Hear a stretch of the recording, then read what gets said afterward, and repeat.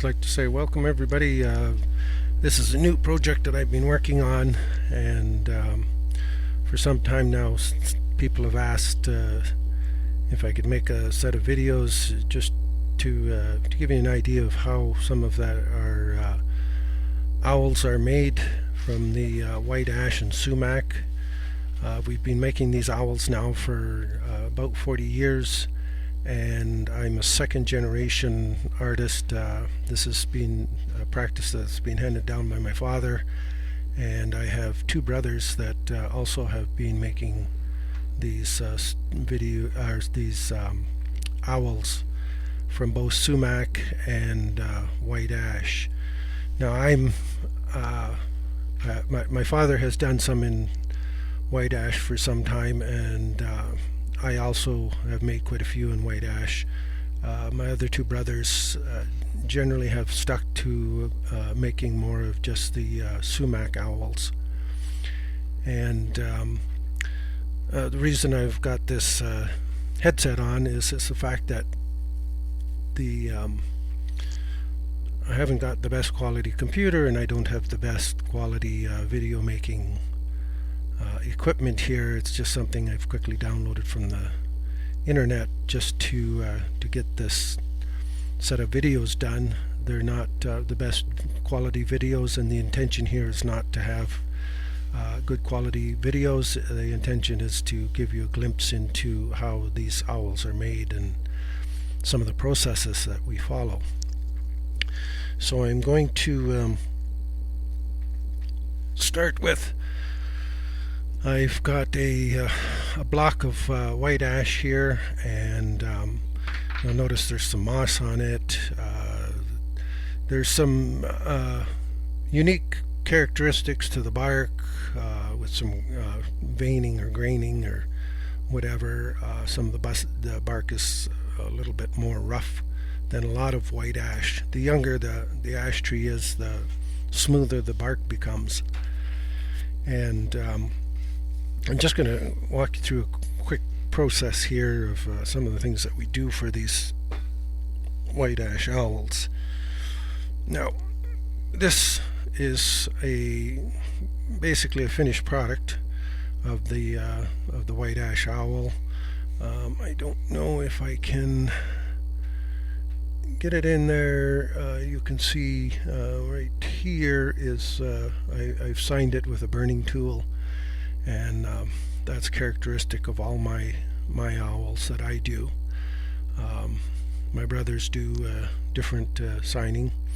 I also want to point out this piece here was unique in the fact that it had a limb out here at one time, and I've left that limb on to give it a little more, I don't know what you would want to call it, characteristics that are unique to some of the owls that we make. Now, some of them end up just being more of a straight owl. This one here has some curvature to the back. His head is kind of tilted a bit. He's looking over his right wing at this point. He's sitting on a stump right here. The video isn't that large on this recording program, so it's a little bit hard to point out some of the things. It's not a full screen video. There's the eyes here. There's the beak, and I don't know if I can show it, but up all through here is the grain. It's showing because I've cut through the grain. It's showing the different grain lines. The back of the head is another spot in the neck here, and up through here it's showing you the annual rings for as the tree grew. I also want to point out there is some checking has happened in this particular piece. Some of them it's not very the checking doesn't go very deep into the wood with the drying process, but I didn't want to toss this one out just for those check marks. in it. I fill them with a modeling wax, so it gives it a nice finish, and it won't check anymore because this piece of wood has been drying now for roughly 3 years. And in order to get my wood, generally cut it at this time of the year.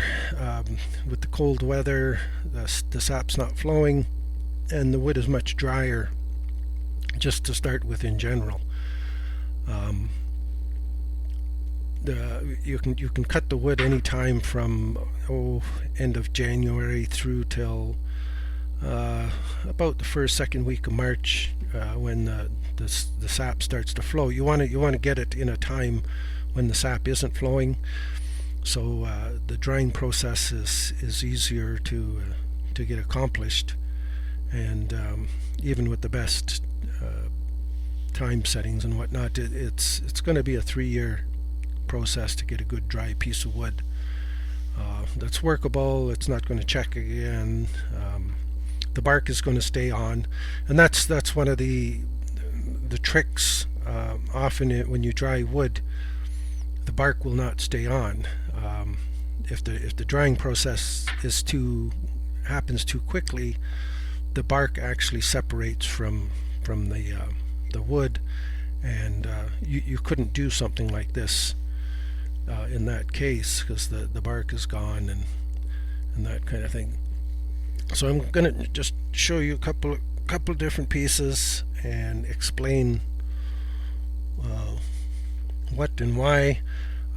This one here is a owl made from sumac. It's not finished yet. I've still got some work to do on it. But this piece was particularly picked out as from the curvature of the back. Gives the curvature to the front. The bottom part here is curved. In the back section here was a limb at one time was growing, and a branch from that limb also stemmed off out here and up.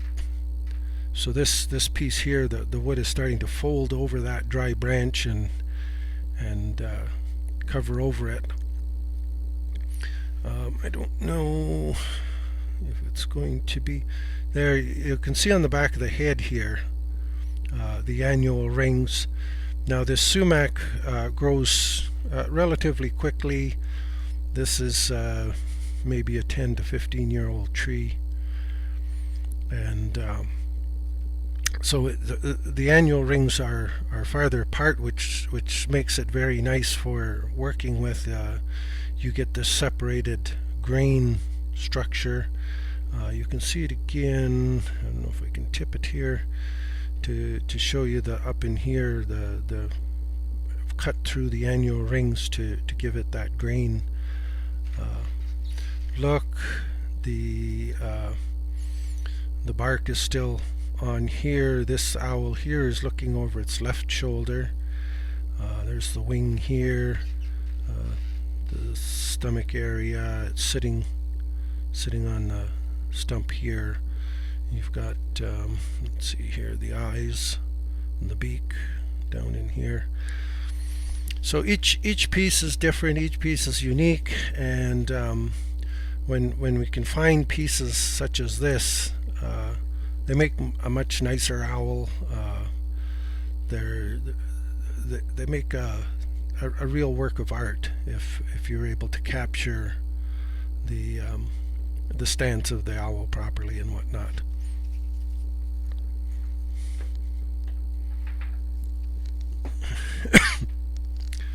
Now I have another one here. Now this is white ash also.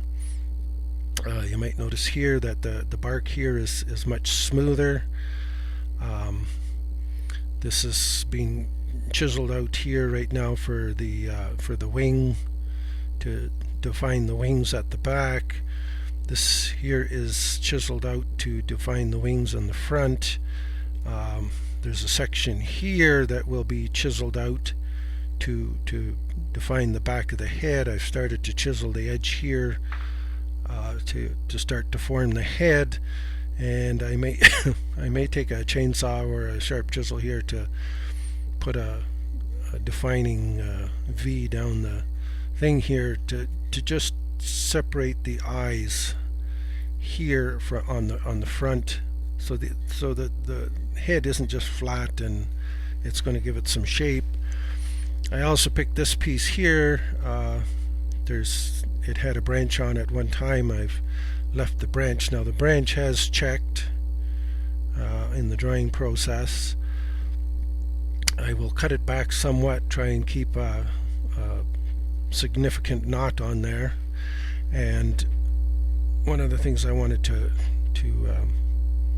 point out here is there's moss growing here on this piece, and it is dry and it'll stay on there. The finish of this owl is going to have a couple layers of white shellac, so it's that'll keep that moss from falling off, and it'll give it a very unique characteristic. So as I said, that this is a much there's no real definition in the grain here. It's a very smooth grain, but it has some nice traits for having a decent owl from this one. So at a later video I shall try and bring this one back again to show what's actually, you know, the end product. This is the start of it. It was just a block of wood, spin dried, starting to do a carving process on it and whatnot. And here's another one here, where if I can get it at the right angle here, you can see that the head is sloped. It's just cut with the chainsaw on an angle or whatever, and there's a bit of a groove cut in the top up in here to define on the front when the eyes go in here and over here. There will be a little bit of a defining trait between the eyes, help the eyes stand out. It also has, let me see here, there's a knot here, there's another knot on this side, there's another knot here. So I'm going to use all of these knots to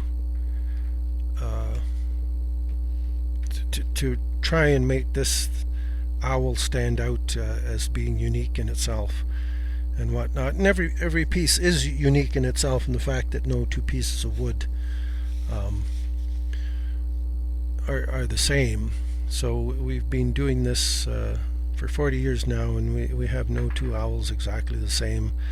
They're all different, and that's what makes it an art in itself. And as an artist, you're looking to take a very bland piece of wood and turn it into something unique and memorable. So I'm going to end this video here, and we'll try and get others up as soon as I can. I'm working on a few different owls right at the time, so I'm going to try and mark out the different processes as I go along, and so show some of the finished product at the end of it all. So hope you've enjoyed this, and have a great day.